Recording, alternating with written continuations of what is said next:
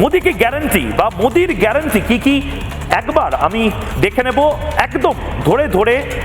আমার আজকের অনুষ্ঠান, যে অনুষ্ঠানে অনেকগুলো ভাগের মধ্যে একটা ভাগে আমি বোঝাবো যে কেন বিজেপি এই মুহূর্তে যে অবস্থায় দাঁড়িয়ে রয়েছে তাতে অ্যাডভান্টেজ বিজেপি, এখন আর আন্ডারডগ বিজেপি নয়।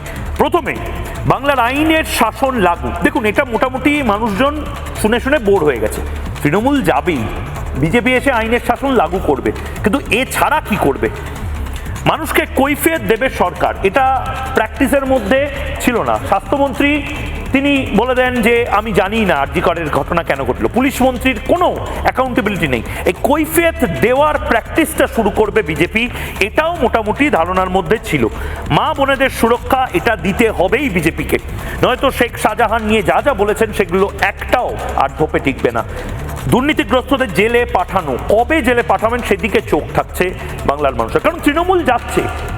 বিজেপি এলে কি কি করবে এবং কত তাড়াতাড়ি করবে সেটা নিয়ে কিন্তু রিপাবলিক বাংলা কথা বলে যাবে, এবং রিপাবলিক বাংলার মতন আপনারাও কিন্তু কথা বলে যান। কারণ বিজেপি যা যা সংকল্প নিয়েছে তার 50%ও যদি পূরণ হয়, সত্যিই আমরা 2029 সালে অনেক ধাপ এগিয়ে যাব।